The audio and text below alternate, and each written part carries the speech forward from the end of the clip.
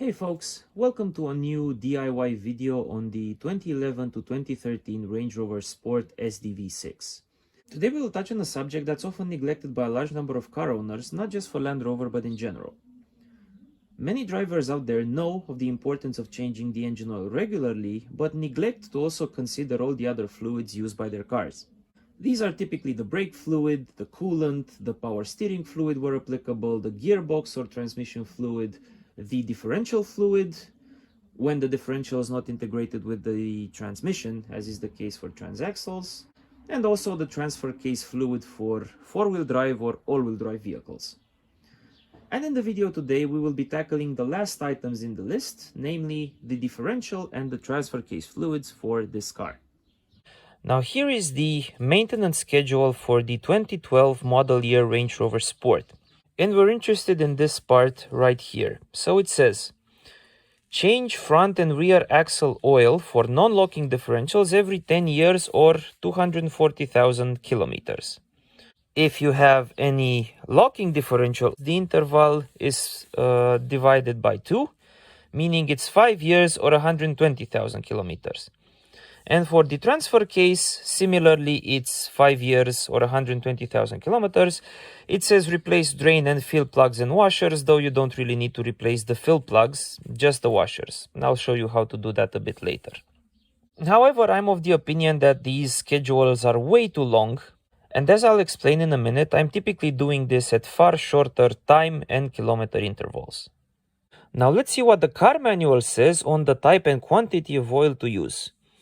For front and rear differentials without locks, it says to use Castrol SAF XO, which is a 75W90 GL5 spec gear oil. If on the other hand you have a locking differential, it's Castrol SAF Carbon Mod Plus, which is also a 75W90 but with friction additive for the clutches inside the differential. As for the transfer gearbox oil, it's supposed to be Shell TF0753 or equivalent. Regarding quantities, the front differential takes about 0.56 liters, the rear differential about 1.18, and if we have the locking differential, it's 1.72 liters, and the transfer box is 1.5 liters. Now, for our vehicle, it has only open differential, so we won't consider the values for electronic locking diffs.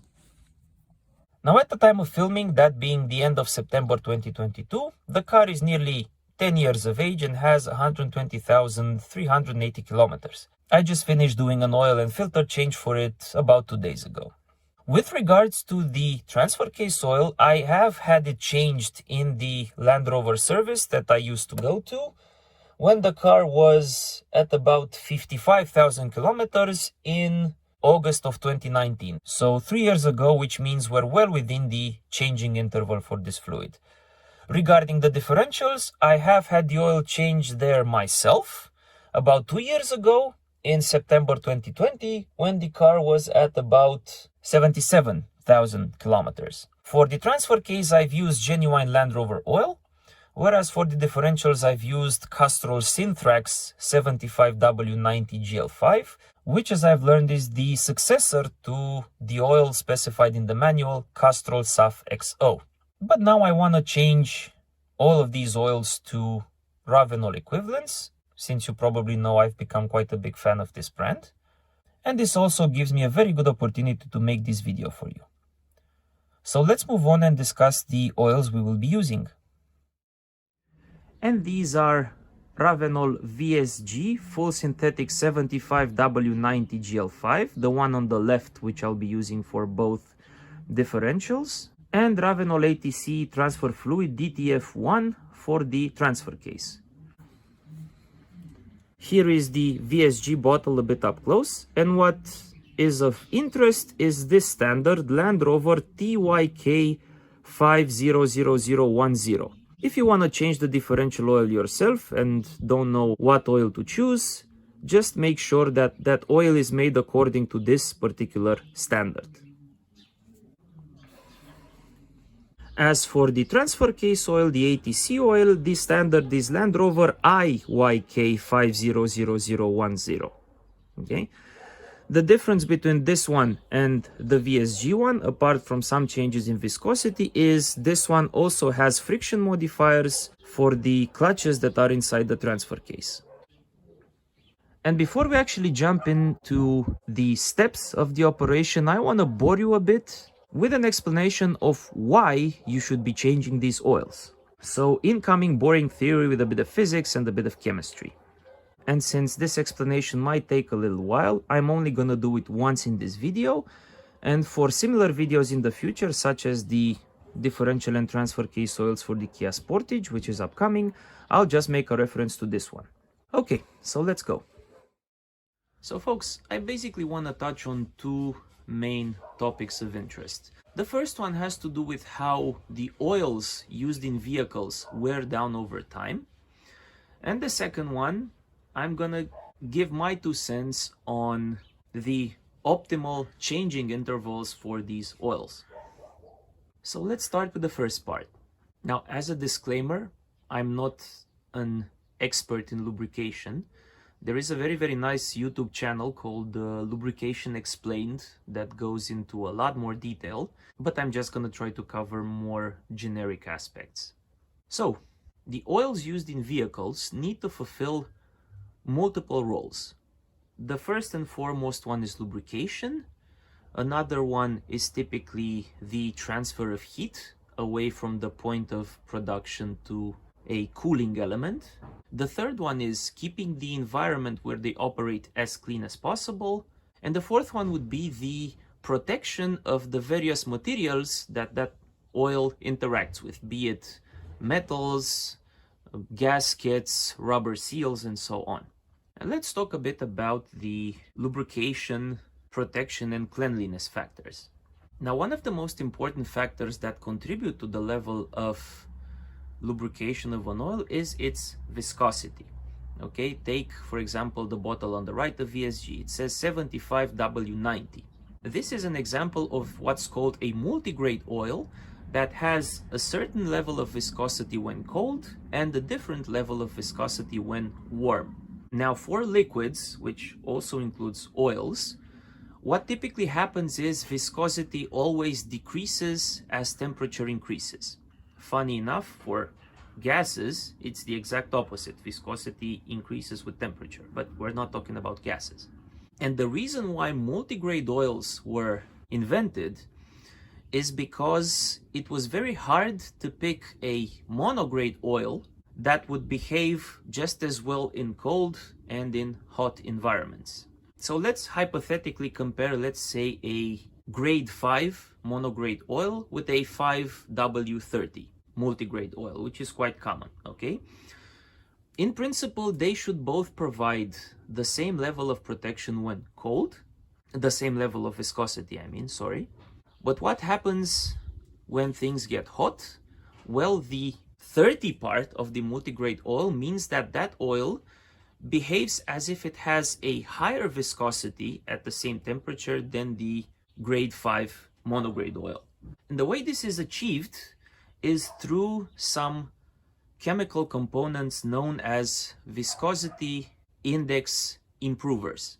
Now, all the types of oils that we buy for our cars are typically made up of several parts. The first and foremost is what's called a base, and this is a monograde oil, be it from hydrocracking or synthetic or full synthetic, but the important thing is it's monograde. On top of that, once you add the viscosity index improvers, you turn it into a multigrade oil, right? So a 5W30 means you start with a grade 5 oil, add these VI improvers, and you turn it into 5W30. And on top of that, you have additional additives, stuff like antioxidants, detergents, and so on. But focusing for now on these VI improvers, you can imagine them as being some very long molecules. Now, the problem with these molecules is that as the engine does this job, over time they literally get torn apart by shear forces. And as they get torn apart, they lose their viscosity improvement properties, which means that the oil slowly degrades to the viscosity of its base. right? So if you hypothetically keep a 5W30 forever, assuming it remains fluid, after forever, he will find that its viscosity has decreased very close to a monograde grade 5 oil. And as viscosity decreases, the level of protection when hot decreases with it. The second part, cleanliness. One of the additives that are added to these oils is a, quote, detergent. These are polar molecules that what they do is they basically gather around dirt or wear particles and they keep them in suspension, such that when you change the oils, all that dirt goes out with it.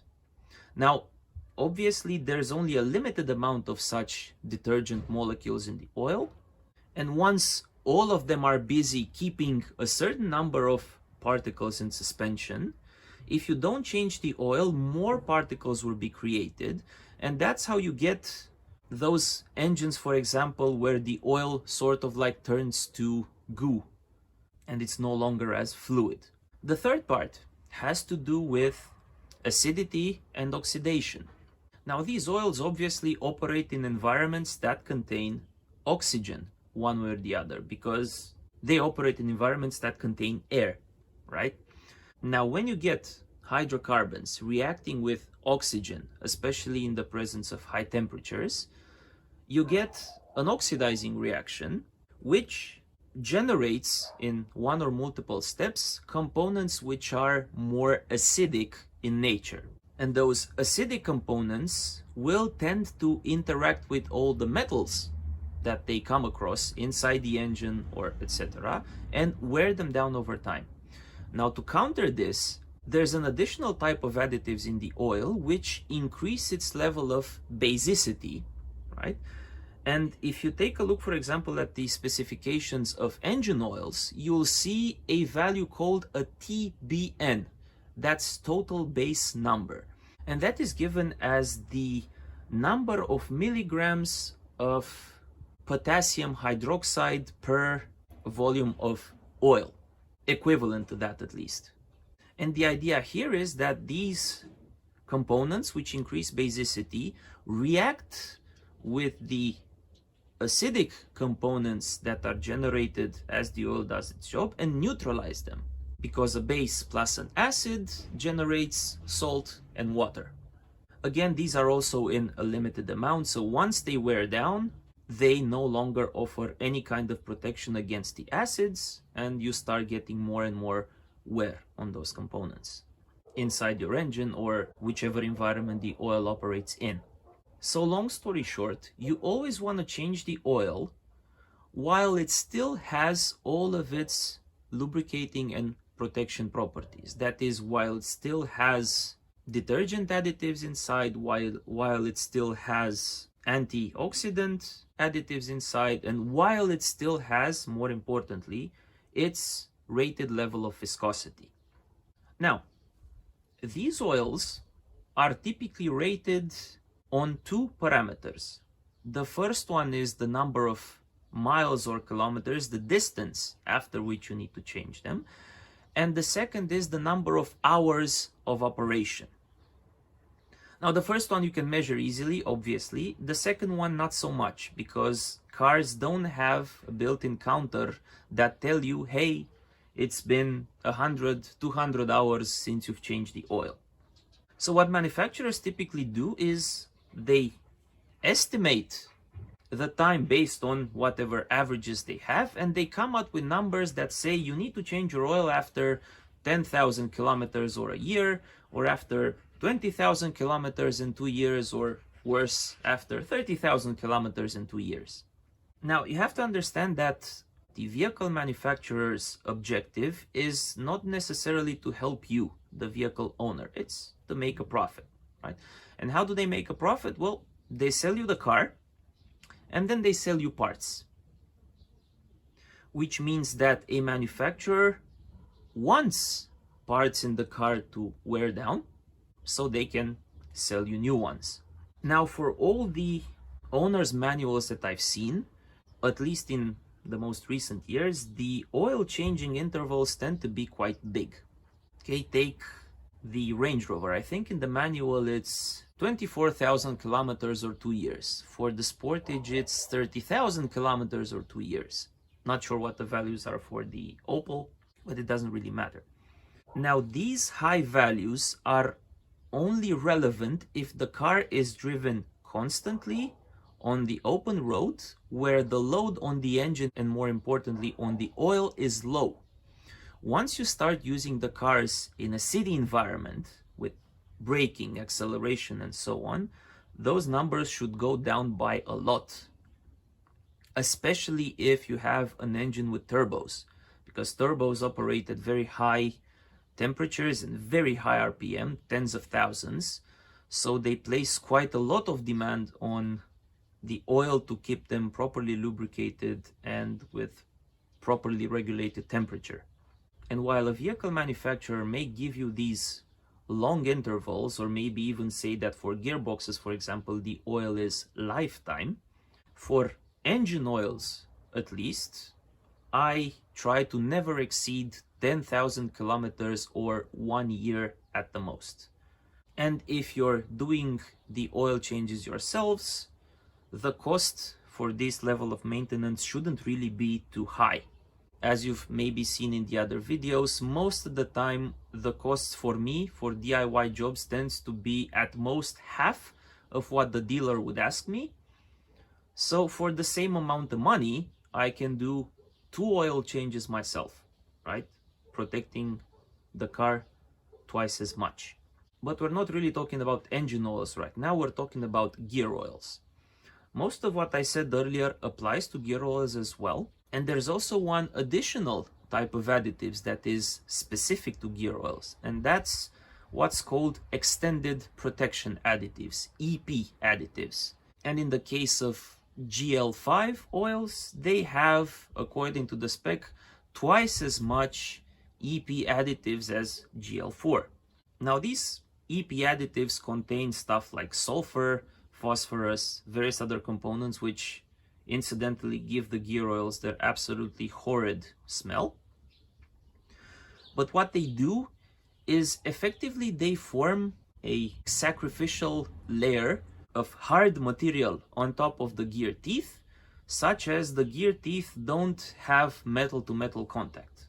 But as these surfaces get grinded down over time, additional amounts of additives are needed to create more protection surfaces and so on until the EP additives get worn down completely. And then in principle you're left only with the oil's viscosity that offers protection, but the overall level of protection is not as good. Also, the element of dirt and debris particles inside the oil is more relevant in the case of differentials, transfer cases, gearboxes and such, because these components tend to have what's called breathers. And the purpose of a breather is this. Inside, take a differential, okay, you have your gears, oil and air. And as the differential works, the components in the oil heat up, and because the volume inside of the differential is fixed, thermodynamics tells us that the pressure inside the environment is going to go up proportionally with temperature. So the amount of air inside increases in pressure, and you need something to vent that pressure out. Otherwise, it's going to try and escape through the next weakest point, which are the seals. And then you start having leaks. And if you don't notice those leaks, you're going to lose your oil, and then the differential will self-destruct. So you have the pushing out of air from the diff when the environment is warm, but then when you stop the car and everything cools down, the pressure drops and subsequently fresh air is drawn in along with whatever particles are in the air, right? Think a sandy environment or a dirty environment. You're not going to bring just clean air because diffs don't have filters. You're going to bring additional stuff with them along. And in the worst case, suppose you do off-road, because I mean Range Rover, for example, it can do off-road. And let's say you go through water and the level of water goes above the breather, which means you're going to get water inside the diff. which is the worst possible scenario. At that point, you should change the oil immediately because water doesn't really have lubricating properties.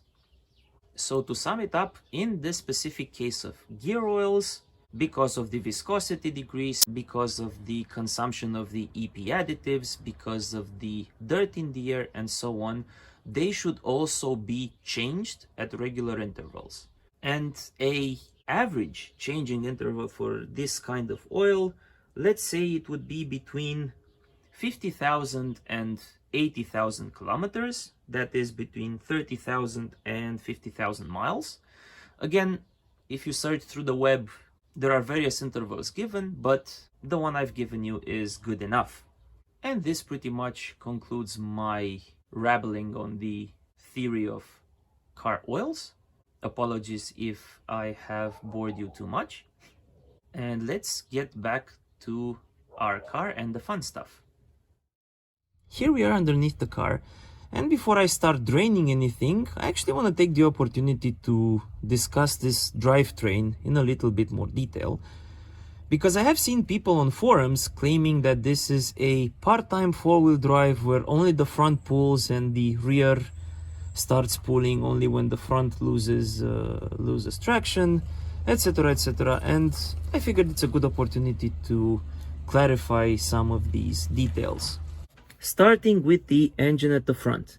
Now in the case of the Range Rover Sport, Disco 3, Disco 4, Range Rover, and other similar vehicles like the Touaregs, the BMW X5s, etc, etc, this is a longitudinal engine, so it goes back to front, okay? This is a V6, but in other vehicles it can be a straight 6, a V8 or whatnot. At the output of the engine is the transmission with this plastic pan over here. This is the ZF8 HP70 transmission with 8 speeds.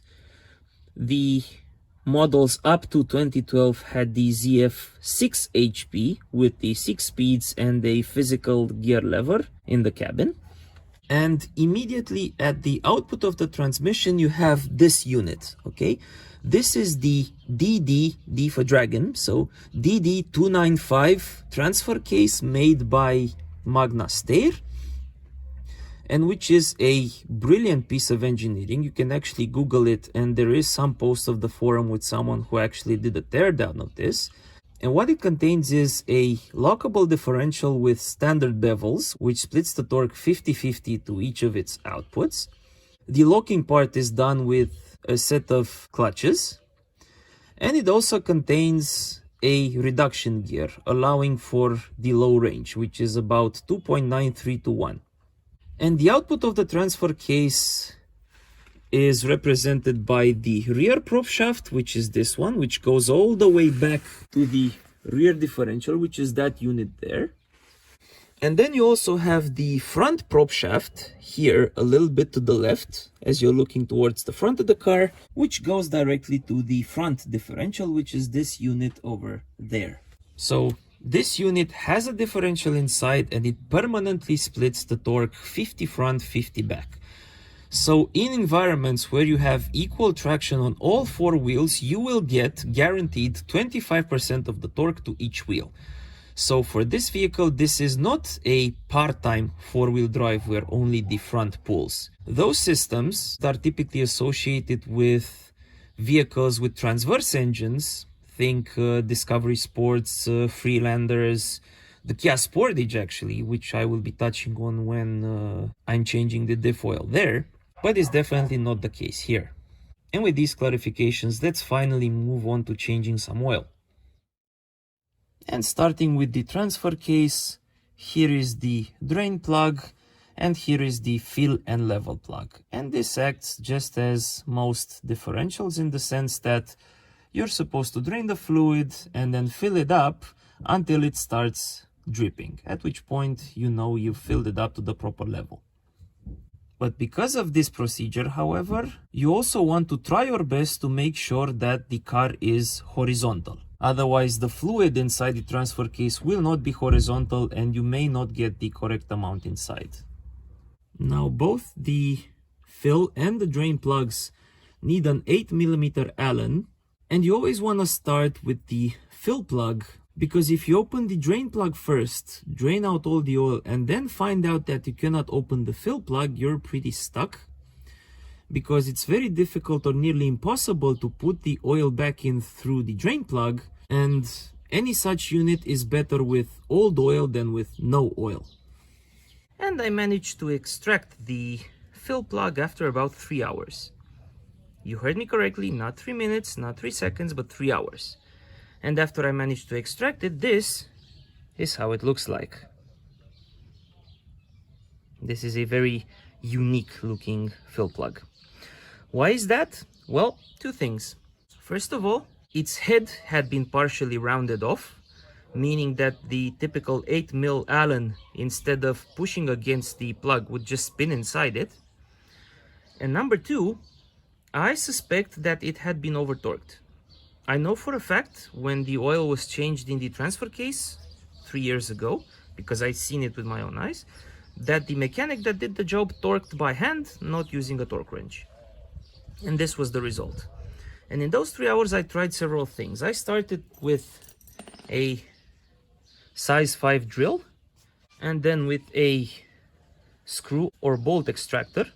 And this didn't work simply because the metal of the plug is too soft, which meant that when I was pushing the extractor in, it was just eating away the inside of the plug, rather than twisting it to make it come out.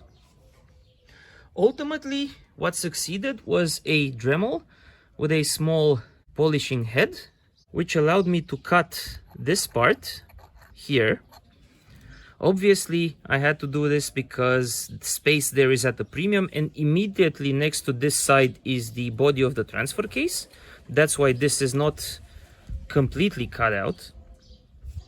And that created sufficient space for me to use one of the small French keys, at least that's what they're called in Romania, I think, French keys, to grab onto a side and be able to create some leverage and twist it out. I'll be ranting a bit more about this in the conclusions, but for now, let's move on to draining the transfer case. And let's see if at least the drain plug will cooperate. Again, 8mm Allen.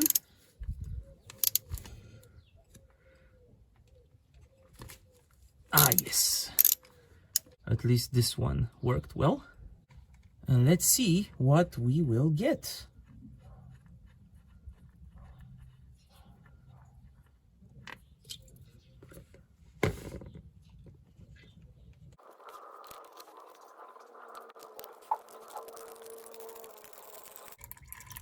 Just let it drain until no more fluid comes out. Should take a good couple of minutes. And here is the first liter I got out of the transfer case, and looking at it, it is pretty black. Now normally this should have been kept in for an additional 2 years according to the maintenance schedule, so it still has life left in it. And the good news is I see no metal shavings or any kind of unwanted flakes inside, so this is just discoloration from normal use. Again, do keep in mind that this oil also has additives for the friction plates inside the clutch that locks the diff, and the inevitable clutch dust and whatnot that forms over time is part of the reason why the oil gets dirty. And now I'm curious to see the amount of total oil that I got, so I'm gonna dump this first liter and see how much is left. And here's the left of it. It's slightly over 400 milliliters, and we also need to account for a few more milliliters that got lost and spilled. So let's say the total oil that we got out was about 1.4 to 1.45 liters, which is very, very close to the amount given in the manual, which is 1.5 liters. Now I tried to take a look inside the transfer case through the fill and drain holes with my small camera, but unfortunately there's nothing to see of interest. So I'm afraid I don't have anything nice to show you from there. Anyways, even though at the beginning I said I won't need the plugs themselves, obviously after the debacle with the fill plug, I did go out and buy 2 new plugs. So here is our new drain plug together with our new copper crush washer, as you can see here. And even though it's not necessary, again, to apply thread locker because this will be held in tight according to its torque spec, I will, for peace of mind, add a little bit of blue Loctite as well. And after a little bit of cleanup, thread in the plug by hand. It goes in quite easily. And then for the torque, we need 22 Newton meters. The manual says for M16 plugs, which this one is, you need 22. And if this were an M18, you would need 28. So here's 22 Newton meters or 16 pound-feet.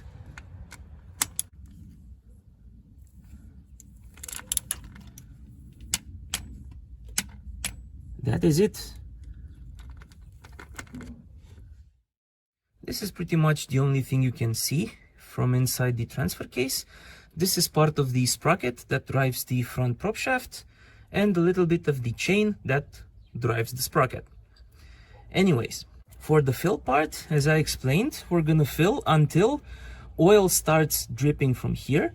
But for that, I will re-emphasize the car needs to be horizontal. And for that, I actually needed to jack up this front left part a little bit, since it was a bit too low. And then I can check the slopes with a leveler. And this one is pretty on par. And this side is pretty on par as well. This is the lengthwise direction, and the first one was the widthwise direction. So the car is pretty level and we can fill up the transfer case. And luckily for this fill up, you have enough room to use a bottle that has a tube attached directly. No need to use an intermediate pump. And as I said, just start filling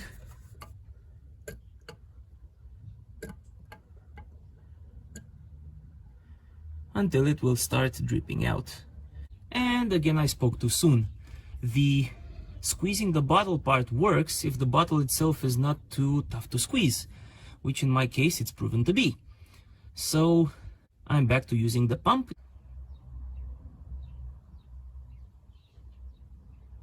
Slow and steady.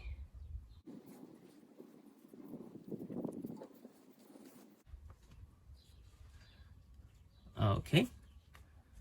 So the first liter of oil is in.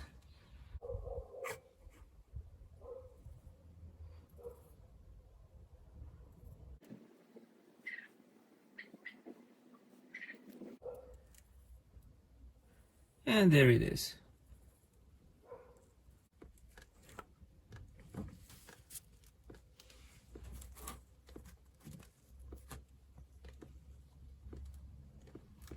We're seeing oil coming out, which means that the unit is full.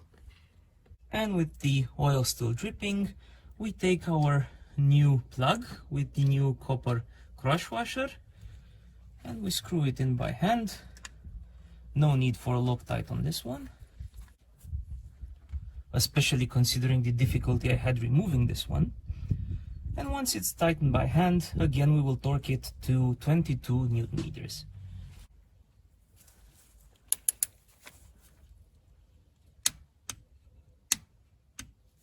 And that is it.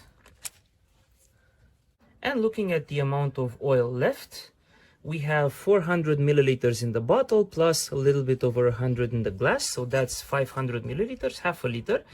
And we started with 2 bottles of 1 liter each, which means that we have added 1.5 liters to the transfer case, which is exactly the amount that the manual says we need to add, which is absolutely perfect. It means we're done with the transfer case. Moving on to the rear differential. This down here is the drain plug, and it takes a squared 3/8 drive. And up here, here's a better angle. Up here is the fill plug, which takes a 8mm Allen.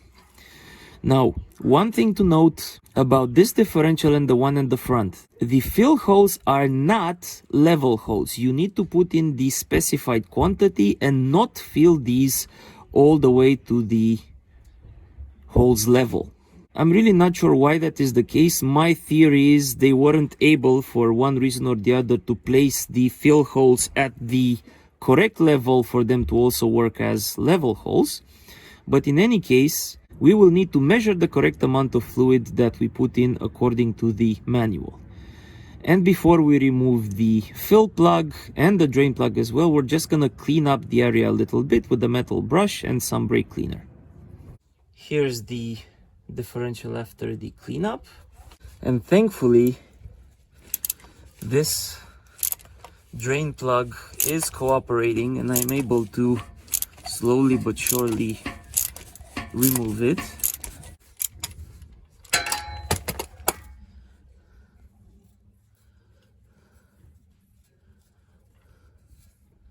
Here it is.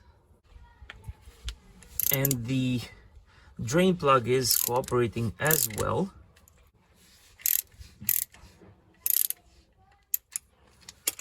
Okay, and any minute now. Here it is.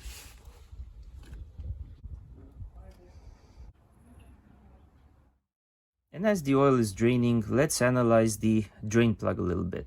What you'll notice is, first of all, it has a magnet on top, which should catch any metal shavings. And in our case, there's only a very small amount, which means the oil did its job and the gears are properly protected. But more importantly, take a look at its shape. I'm not sure if you can tell, but this plug is not cylindrical. It's actually shaped as the body of a cone. I think the correct terminology is this is a tapered plug. And the theory with tapered plugs is, as you tighten them, they wedge against the body of the object they're being tightened to. And that wedging, as you apply more and more torque, is what creates a seal. And that is the reason why these don't need O-rings or any kind of crush washers or whatnot. And the same applies for the fill plug as well. And before we install the drain plug, let's just take a moment and take a look at what's happening inside the differential itself using our endoscopic camera. Okay.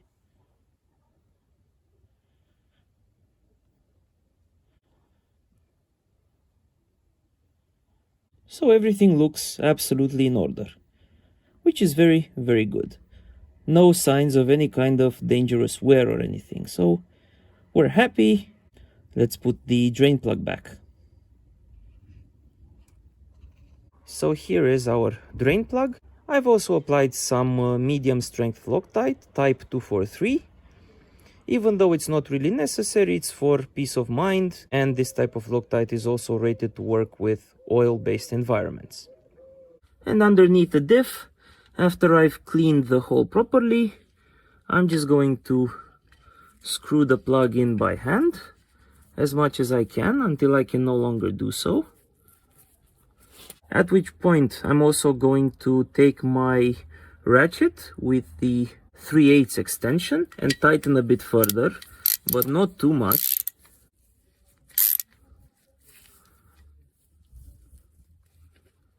Something like so. And now I'm going to get the torque wrench, and the setting is 28 or 29 Newton meters, depending on which page you read in the manual.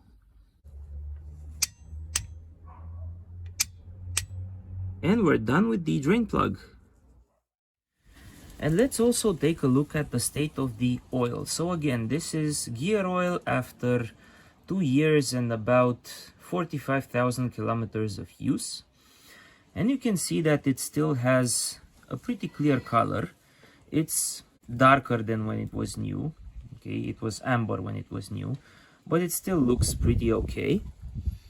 And there are no visible debris or any kind of metal shavings inside, and it still smells horribly, which means it still has the wear protection additives inside, and this wasn't really an oil that needed to be thrown out. It still had a lot of life left in it, but what's done is done. Apart from that, let's also measure the quantity of oil that we got. So here we have a little bit over 1 liter. And here's the difference, which is about 270, 280 additional milliliters. So in total, 2 years ago, I added about 1.28 liters of oil as opposed to 1.18, so an additional 100 milliliters, which, as you can tell, had no negative impact on the working of the differential. What that shows is it's no problem to overfill slightly. The big problem arises when you overfill by a lot, like another liter or something. Because what happens then is basically the oil gets beaten up by the gears and starts to foam. And foaming means it has bubbles of air inside, and once those bubbles of air get between gear teeth, they obviously provide no lubrication at all. So wear will actually be increased.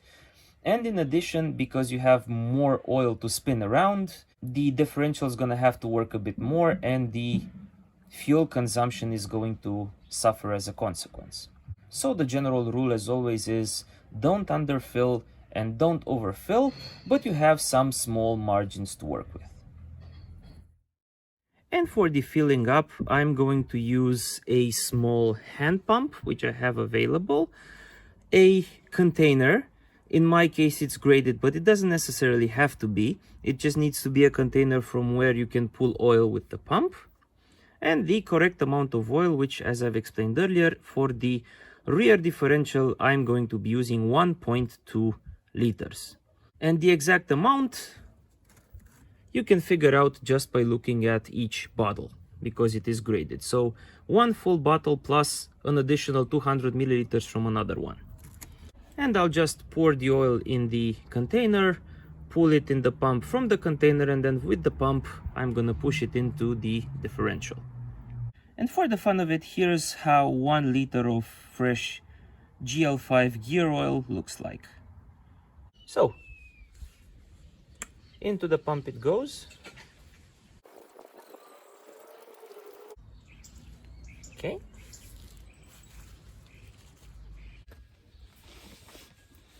And from there, straight into the diff. Easy does it.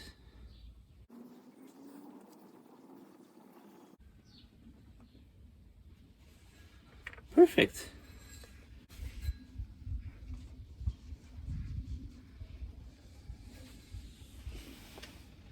The next pump fill.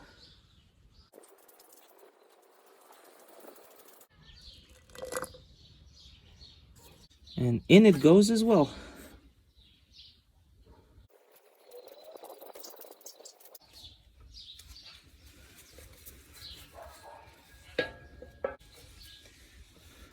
Now we have 150 milliliters left from the original 1 liter.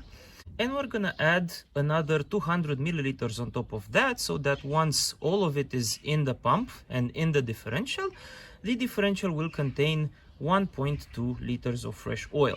I'm actually gonna add a little bit over 200 milliliters because some of the oil will inevitably remain in the pump's tube.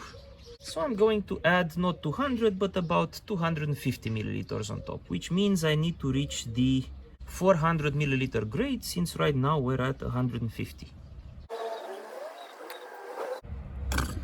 That's it. Now all of this is going to go into the pump as well.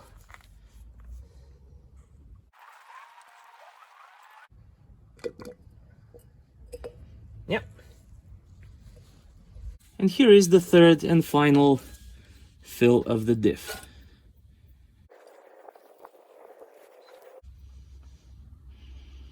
And that is it. And now let's put the fill plug back on, which looks like this. I've cleaned it up. I've applied some thread locker, even though it isn't absolutely mandatory, as I explained. This one is tapered as well, so it seals by applying the proper torque to it. And we can screw it in by hand first.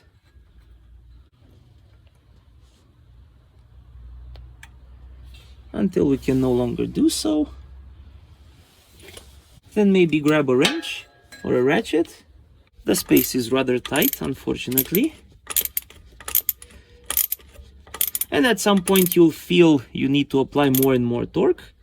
Just stop at that point.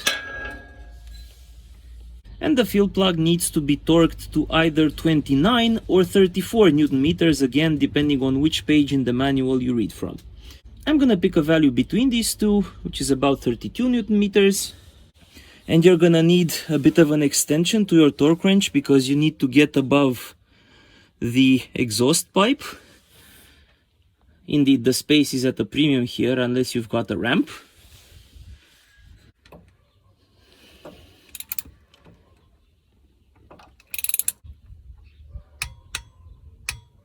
And we are done.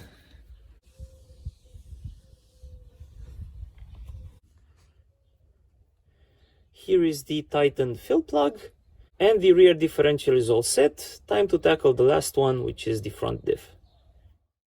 And last but not least, let's tackle the front differential, which I've purposely left at the end simply because it's the one that's the most difficult to access and service.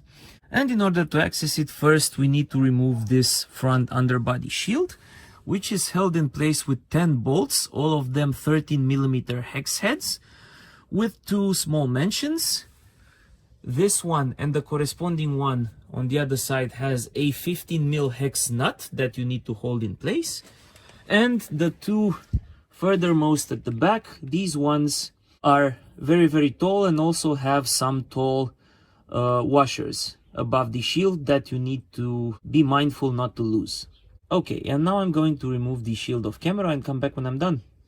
Here's the shield removed, and I'm really happy to see that there are no visible oil leaks at the bottom of the shield, which is very good news considering the car is nearly 10 years of age. And here are the bolts I mentioned. So these two go all the way at the back, okay, with the tall spacers. These two are on the second row with the nuts, and then there are the remaining 6 normal ones. Okay, let's go back underneath the car now. And here we are directly underneath the front differential. It is placed on the front left part of the car. Here is the diff. Up here is the fill plug. Again, 8mm Allen. And on the other side, here is the drain plug, again 3/8 squared. Just as before, we remove the fill plug first, and this one is coming out quite easily, which is no surprise given that 2 years ago I've installed it and torqued it to spec.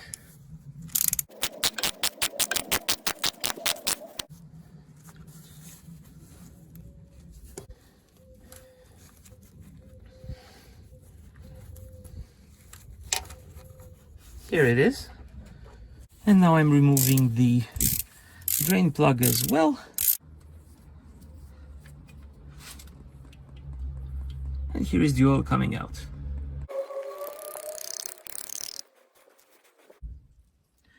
And looking at what I got about 650 milliliters, which means that last time I did overfill it a bit. The manual says it should be 560 milliliters. You can round it up to 600, but still, even with 650, there's absolutely no damage at all, since there are no metal flakes or shavings, and the differential has been behaving absolutely fine. And after a bit of cleanup, here is the drain plug, again with some blue Loctite added for peace of mind. And I start by screwing it in by hand.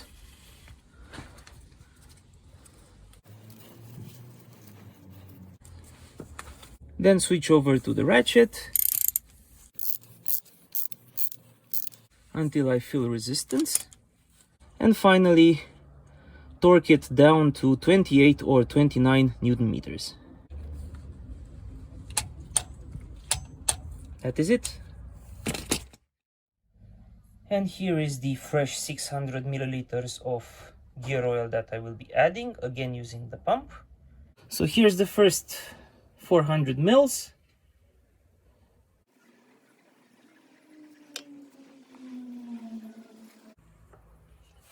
And here are the remaining 200.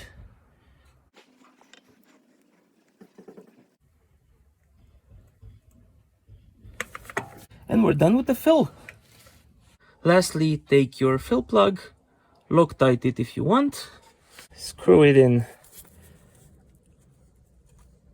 by hand.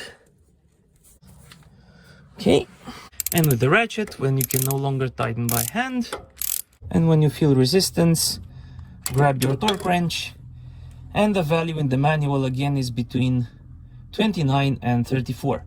I'm gonna go for something like 32.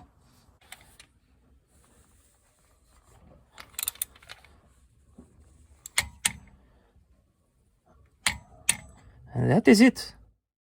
And the last part would be to mount the underbody shield, or shields in my case, because I have this one at the front and this one, which I bought a couple of years ago to replace the plastic one for the transfer case.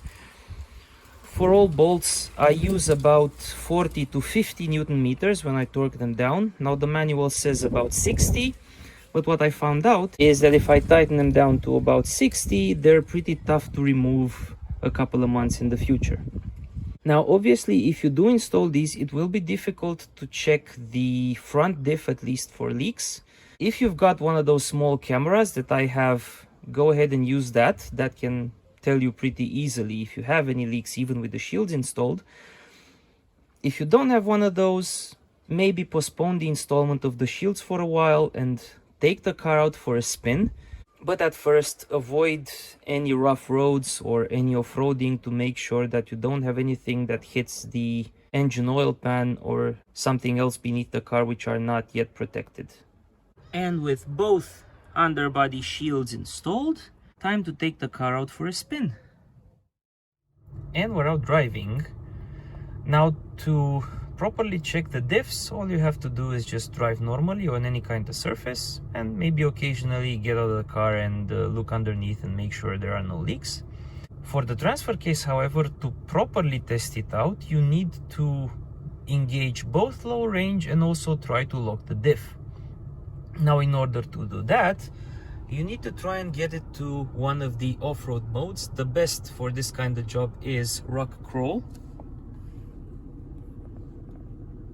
which is this one here.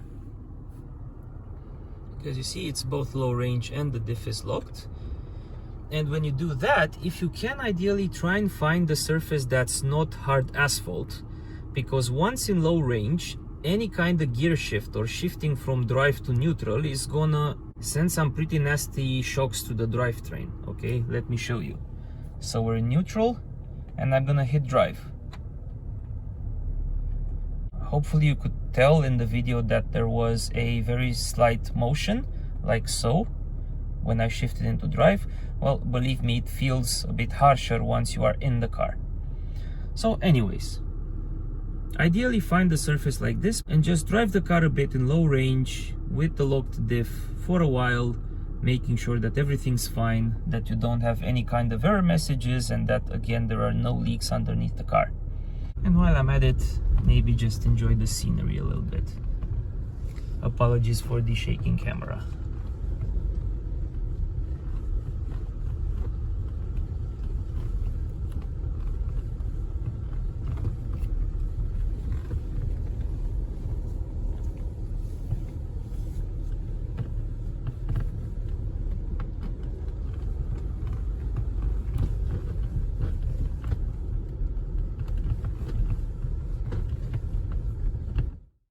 And here we are about 2 days and 150 kilometers later, having driven on-road as well as a little bit of off-road, as I explained earlier. And we're underneath the rear diff now, and everything looks absolutely fine. I know visually it seems like there's an oil spot here, but in reality, if I put my finger over it, it's not oily.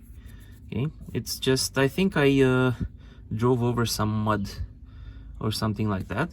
And down here as well, I'm just rubbing my finger and there's no sign of oil whatsoever.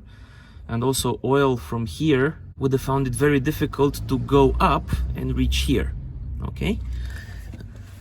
And as for the fill point, it's in perfect condition as well. No oil stains, no drips, nothing. You can also confirm this by looking at what's happening on this side, which is absolutely clean. So this doesn't leak, this doesn't leak, rear diff is fine. As for the transfer case, the fill port is absolutely dry, and down here just take a look at the shield. There are no oil spots whatsoever, so this one is okay as well. And as for the front differential, here is the fill port, which is pretty clean. There's still a bit of oil stain left from when I actually filled it, but there are no signs of leaks.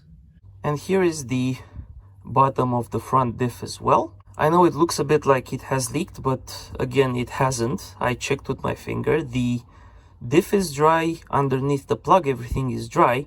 That black spot over there is just where I cleaned the shield before installation to make sure I notice any kind of leaks.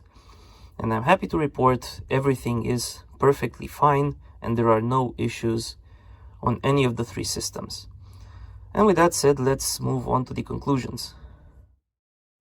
And I'm going to start the conclusions part with a very optimistic observation. I didn't really expect any of these three oil changes to make a difference in the way the car feels, but to my great surprise, I am definitely feeling a big improvement in the smoothness of the drivetrain. A lot of mild shocks that I had actually gotten used to over time thinking they're normal are gone. And it's not just my opinion, it's my wife's as well. It literally feels like a new car. And I tried to think about why this would happen. Obviously, the oil in the diff is not going to make any difference because that's just like purely mechanical. The only hypothesis I have has to do with the transfer case and maybe the fact that the old oil had friction materials from the clutch pack, and maybe the level of friction materials was causing the clutch pack to behave as it was partially engaged sometimes, even though it was theoretically supposed to be open, whereas with the new oil it simply behaves as commanded. But in any case, I am really happy with these improvements. One more reason especially to change the oil in the transfer case more often than what the manual says. The second part is me ranting. Again, take a look at the fill plug there on the right, and remember that it took me a good part of 3 hours to get it removed. And I'm only gonna say this, it's really worth investing in a couple of torque wrenches and torquing stuff to spec.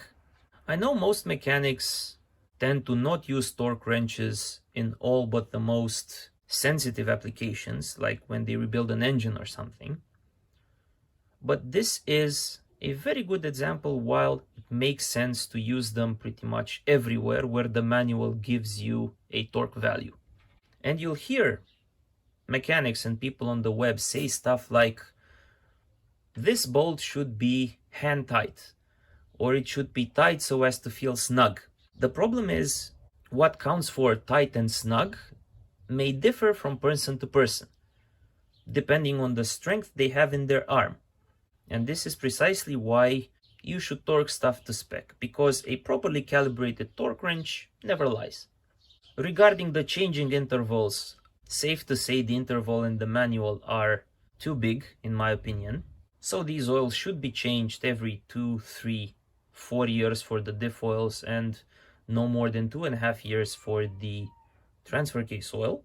And lastly, let's talk about cost. So, a bottle of Ravenol VSG was about 14 euros, a bottle of DTF1 was about 25 euros, the new crush washers were about 1 euro a piece, the Loctite was about 5 euros per bottle, and the two new plugs were about 15 euros combined.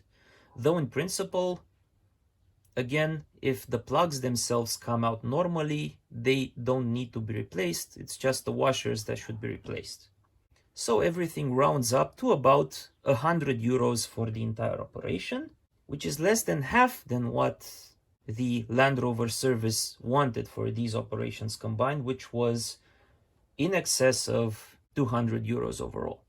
So again, a pretty good cost saving and a well worthwhile operation.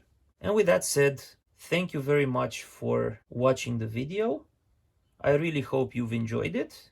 If you did, please consider subscribing, and I will see you all next time. So have a lovely day and goodbye.